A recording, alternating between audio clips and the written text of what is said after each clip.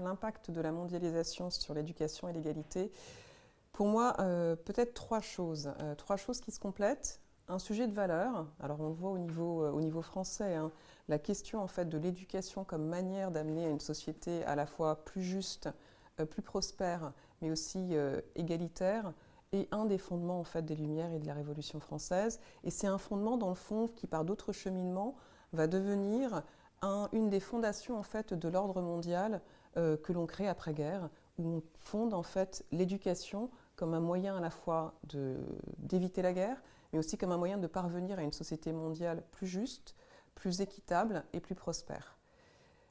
L'autre aspect, c'est il y a un sujet de transparence, c'est-à-dire que cette mondialisation se traduit aussi par davantage de transparence et de visibilité en fait sur la disparité des situations.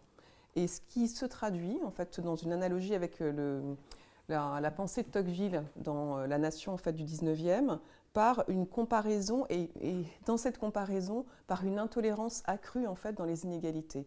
Et de fait en fait ces deux mouvements, à la fois celui des valeurs, faire en sorte que l'éducation par l'éducation parvienne à une société plus juste, mais aussi ce mouvement de transparence se traduit par le troisième volet qui est celui d'une volonté quasi consensuelle de développer, voire même de généraliser en fait l'accès à l'éducation.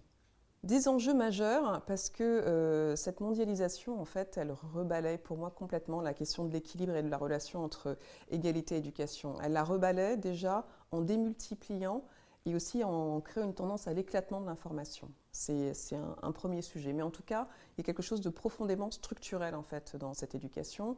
Quand je dis démultiplier l'information, ça peut être une chance. Ça peut être une chance pour des pays, des territoires qui ont difficilement accès en fait, à des infrastructures d'éducation, de pouvoir bénéficier d'un accès à la connaissance. Et pareillement, cet éclatement des informations rend aussi d'autant plus nécessaire un travail de transmission. Donc ça veut dire que on peut, par le digital notamment, faire passer de la connaissance, mais ça ne se substitue pas à un travail de transmission qui est vraiment pas une simple collecte de données, mais qui se traduit dans un temps long avec un apprentissage, une prise de recul et aussi un contenu en termes de valeur. Ça, c'est la première chose. Ça veut dire aussi qu'en termes d'impact, il y a cette question du tri. Dans le fond, une des questions précédemment, c'était la question de la difficulté d'accès à l'information. Ça n'est plus une difficulté, on a même une saturation d'informations.